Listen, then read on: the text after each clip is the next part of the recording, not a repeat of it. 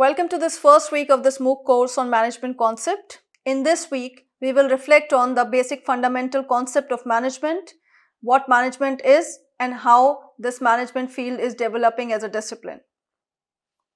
The learning outcomes for the week 1 are as follows. We will reflect on the meaning and concept of management, and to understand it, we will reflect on the nature of management, the purpose of management, need to study management as a discipline, difference between administration and management. We will also understand the functional approach of management, what is the process of management, and comprehend the context of management, that is the organizations where the management is performed, relationship between management and organization, and the components of internal and external environment will be discussed in this week. Let us start by understanding what management is. As the term indicates, the essence of management is to manage certain resources. Now that resources could be people, resources could be the tangible and intangible resources, that is basically the machinery or capital, or maybe the goodwill of an organization, how the reputation of an organization can be managed. So managing situations, managing events, managing resources, that is where the management focus is. In simple words, management means making required arrangements to achieve desirable outcome. So the purpose is to achieve certain goals, which does not only indicate about the outcome, but it also reflects on the process through which that outcome is achieved. So management can be understood as an effort, a proactive, conscious and an organized effort to transform the expectations into reality. If we look at from the perspective of an effort, we'll try to understand that it is not only about managing the resources in an organization, but also to identify that it has to go through an organized process. And if that process is not aligned, the conversion of the plan into a reality is going to be affected. Reflecting the concept of management through the process perspective, it is a process of organizing and directing the resources towards a unified direction through the required planning and controlling. Now this particular aspect talks about the process through which different functions of management are aligned together. It starts from one stage to another stage, and they are all talking about the alignment. So it's basically transforming the efforts into a reality, talking about a process that harmonizes the efforts of all resources into a unified direction. The essence is to understand that there has to be a direction towards which the management has to work. It can also be viewed as an activity where the purpose is to achieve the desired results through the efficient allocation of resources and allocation of those resources depending upon the need of the situation. So we could say that management is about managing the situation, event and resources in a direction through organized efforts, and it is a process, it is an activity that defines the concept of management.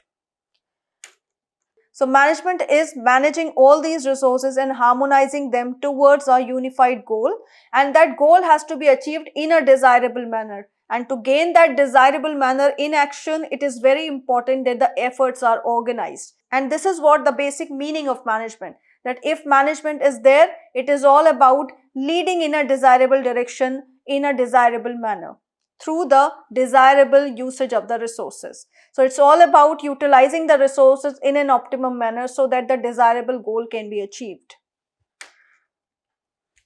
What if the management is absent?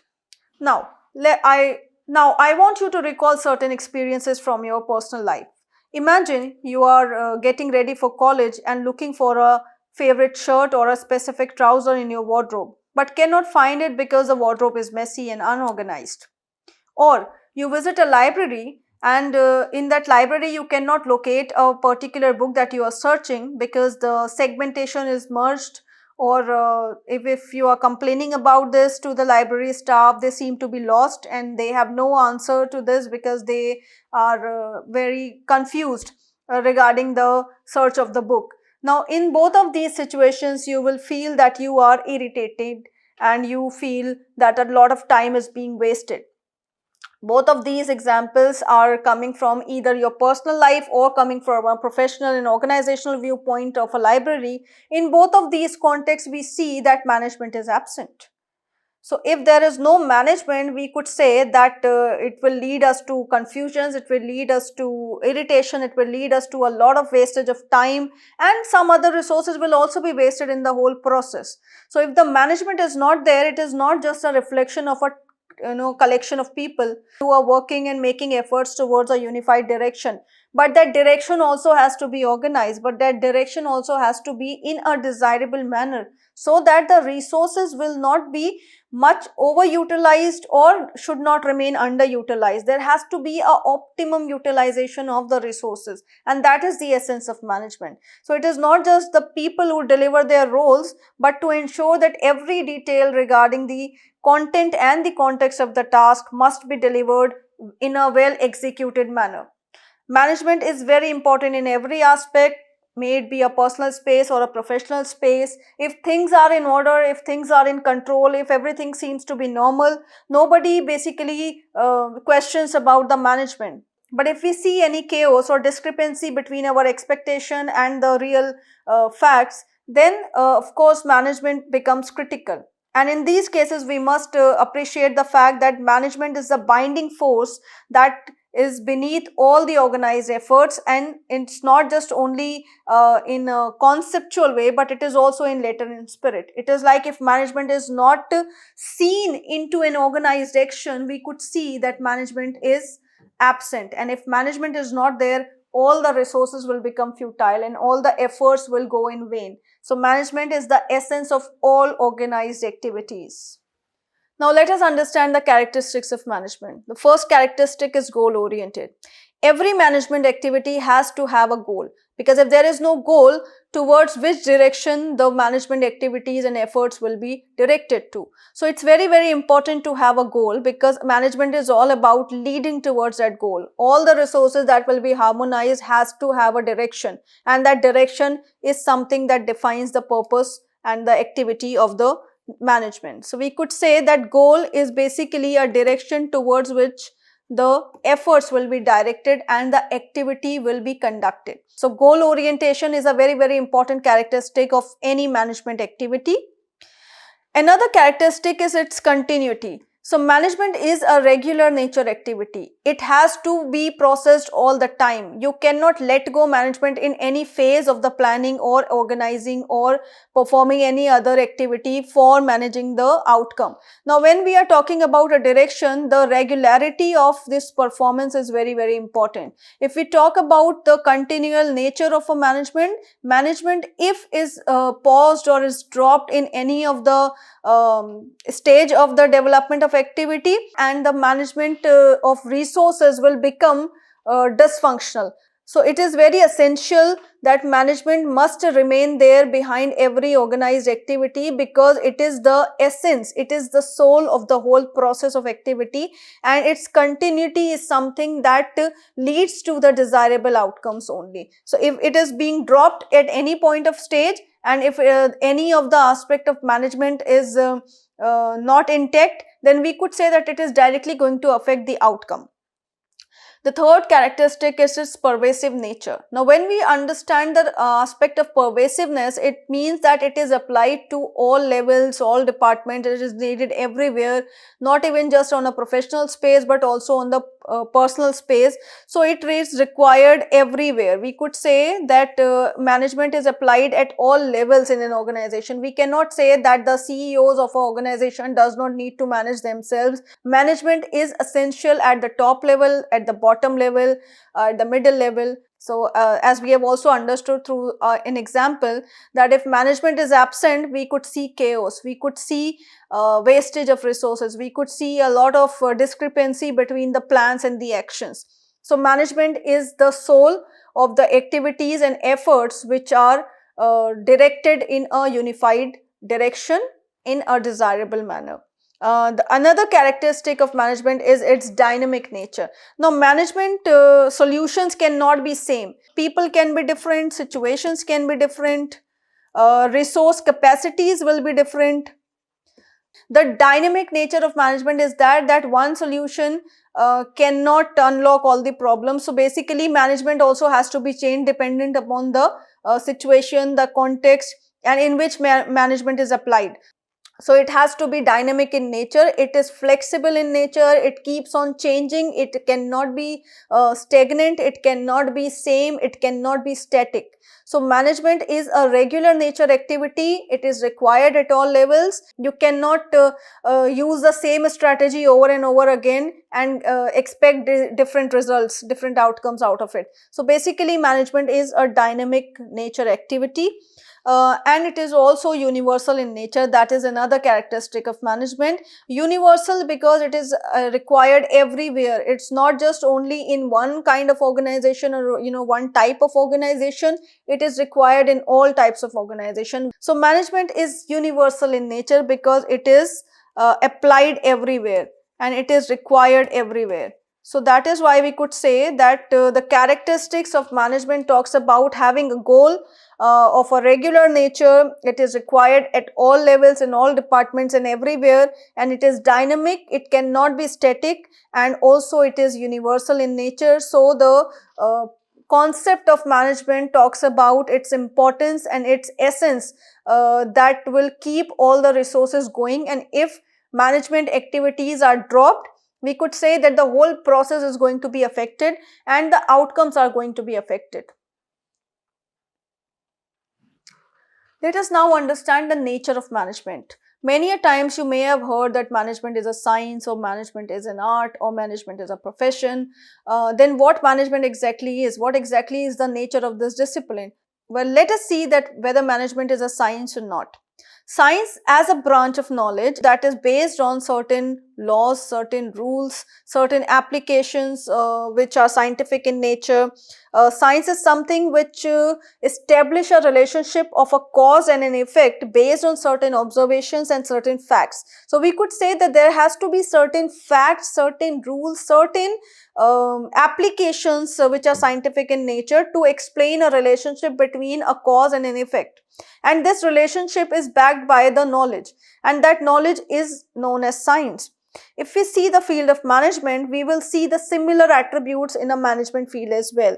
There are certain kind of laws that has been established using the scientific principles. There are certain laws of allocating a task, division of task. So these kinds of knowledge are also present in the field of management, and because of that, it is understood that management is also a science. And if we try to understand it from a perspective of its different knowledge from the allied areas, wherein we could say that it draws learning from different disciplines, let us say from a psychology perspective, economics, different kind of observations and certain kind of laws and rules are being derived, and certain rules are being established in working out management activities from these disciplines. Neural behavior is understood because organizations functions through people and with people. Different kind of mathematics and statistics and logical applications are also derived for the purpose of deciding some managerial course of actions. So these kind of implications of different fields make it as an interdisciplinary field, and this also let us to understand that management is also a social science. So these kind of understandings, that because management is also based on certain facts and it also establishes certain kind of relationship between cause and effect using certain scientific facts and principles. So we could say that management is a science. Now, when we talk about management, obviously we cannot let go the creativity and the art through which the people are managed in an organization, because management is convincing people to work in a desirable manner, and that desirable manner can only be achieved through certain kind of skills, certain kind of knowledge. Now art is something that focuses on creativity, on some knowledge, on some kind of skills which are applied to achieve the desired results. Managers also have to administer and coordinate resources effectively and efficiently to achieve the goals. Now the essence of management again is to harmonize the efforts of the resources in a desirable direction. So all this requires a certain kind of art to convince people and to make them work. So if you are really dealing with people, if you are dealing with the different situations, different contexts, you need to learn certain kind of art to perform it. And in essence of the manager's job, it is basically they work through others. It is the manager's job to harmonize the peoples along with other resources to ensure that the desirable outcomes are achieved, wherein the art of convincing others, the art of creatively utilizing the resources, the art of creatively designing objectives, all of these require the concept of art, and that is why we could say that these attributes are also present in the field of management. Also, a lot of decisions in the field is based on subjective applications, observations, certain kind of decision making that the managers have to do. They have to perform certain skills, say they have to apply their knowledge of creativity, and they have to take certain type of innovative decisions. All these requires the art to be learned to perform this task, and that is why we could say that it is more of an art than a science. Now, a lot of debate is also about that whether management is a profession or not. If we try to understand what a profession is something which we call to a addicted group of individuals who obey certain ethical standards and hold themselves out and are accepted by the public. Now, publicly they are known and acclaimed as certain kind of professionals based on certain kind of a ethical code of conduct and a kind of a knowledge, specialized knowledge that the professional people possess. If we look at from that vocational viewpoint, the prerequisites of any profession are the specialized knowledge, some kind of a training, which kind of special kind of training is required. It can be manual, it can be related to how to perform a task, and how the different technicalities of certain equipments that are being used in the process have to be handled. Certain kind of a motive, a kind of a commitment, a kind of loyalty towards the job and the service, the love and emotion towards the work that the people are performing is required for a profession, and also a code of conduct that will lead to a kind of a discipline in a manner in which the activities are performed. So these are certain attributes of a profession.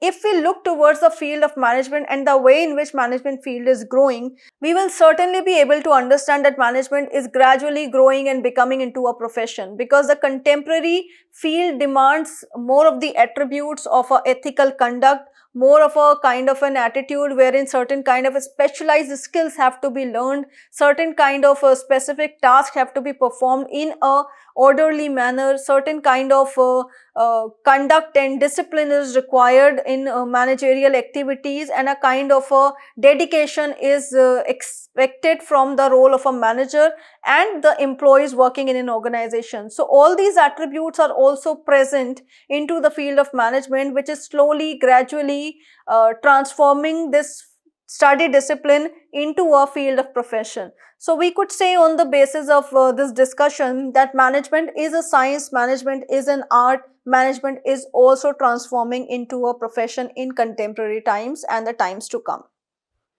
Now let's learn about the purpose of management. Every management is goal oriented. There has to be certain purpose, certain goals that have to be achieved by the managerial activities. So goal attainment is you could say the essential outcome of any management activity. Now there has to be certain philosophies or certain approaches to understand this goal attainment. There are two popular approaches. One is the efficiency approach, another is the effectiveness approach.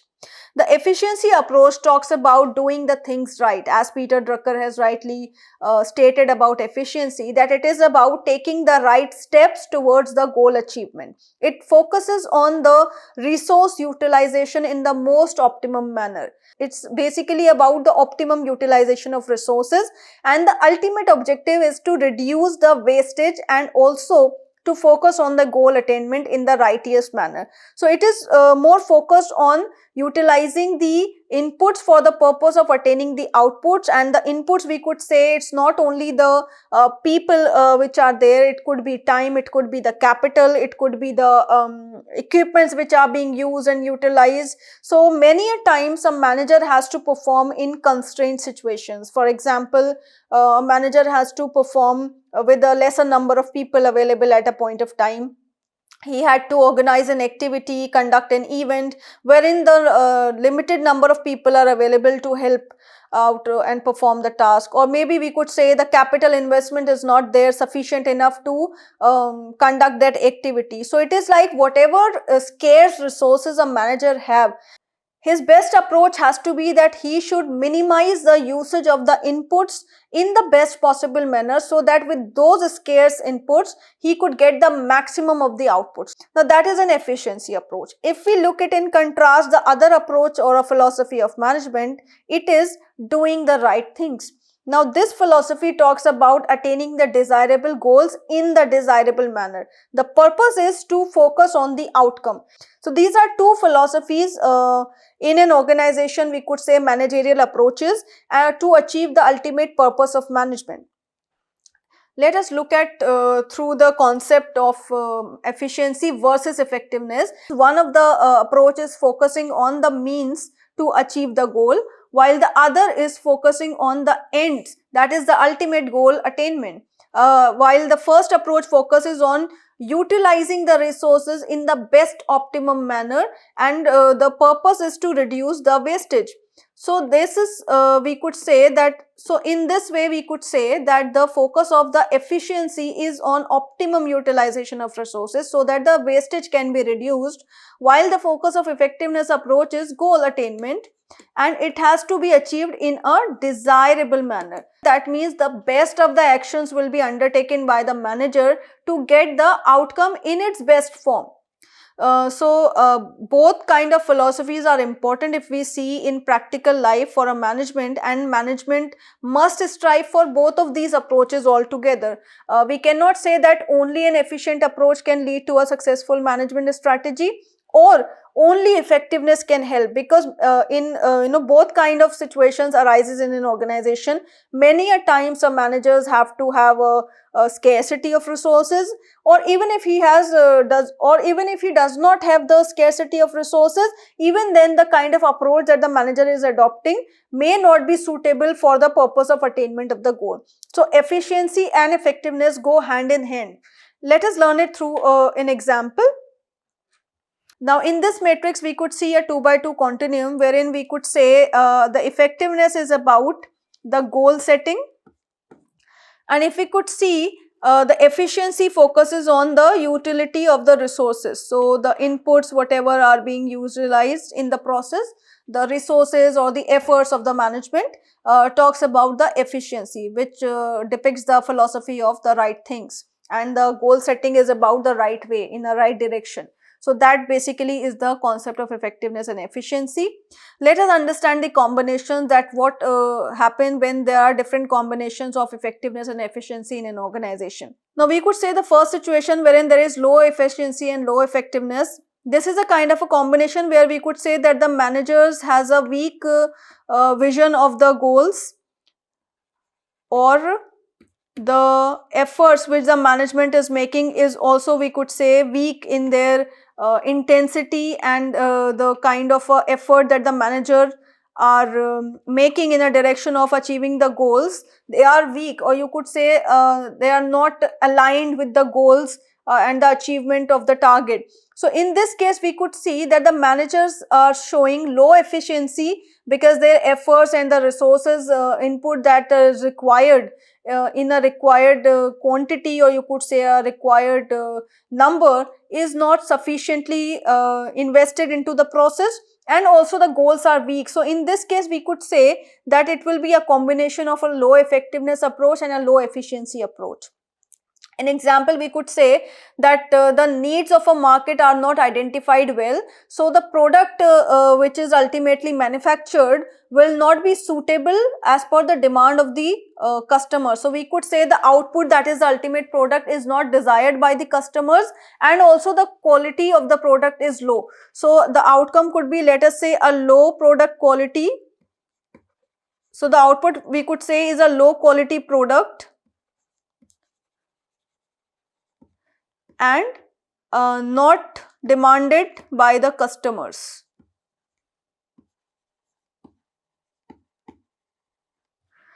So the outcome is also not desirable, plus the process through which it is achieved is also of a low quality. Herein we could see low efficiency and low effectiveness.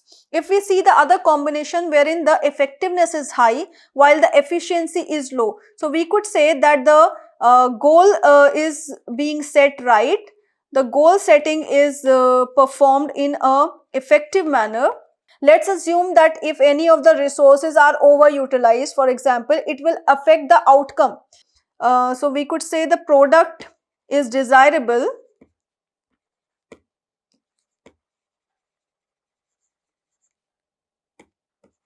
but it is of a high cost, because the efforts which are invested into the process capitalized not well, and in this whole process the cost is wasted. For example, a lot of amount is wasted on the promotional activities and on advertisement and on the product quality. Not much attention was being paid during the process of managerial activities that were being under process. So in this case the outcome is achieved because the outcome was targeted to the right market, the goals were set, they were right.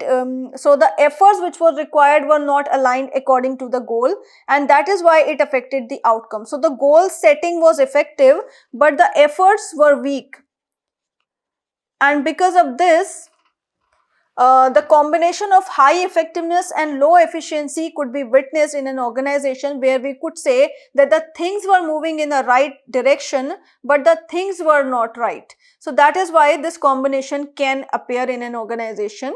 While we could see the third situation where there is a low effectiveness while high efficiency. In this case, we could say that the efforts are strong. That means the resources are utilized in an optimum manner, but the goal setting is weak, or the effectiveness is not there because the managers were not able to diagnose the market situation. They did not understand the needs of the customers. So the product which you are developing and you are manufacturing, the product quality is good, but the market needs are not fulfilled.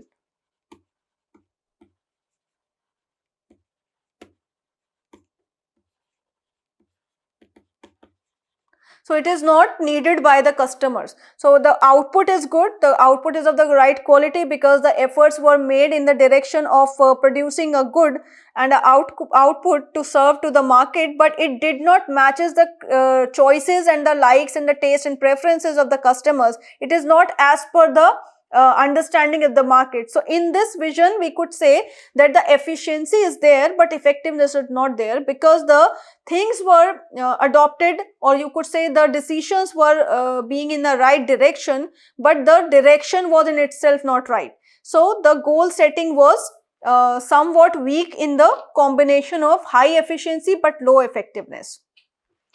If we see the fourth combination, which is a very ideal combination where we could say the goal setting is right and the efforts are also in perfect sync with the goals. So in this combination we could see the goals are achieved in a desirable manner and utilization of the resources is also optimum. That means neither it is wasted, neither it is overutilized, it is optimally utilized depending upon the need of the outcome, and the outcome is also achieved in a very effective manner. So in this we could say that the product is also of a quality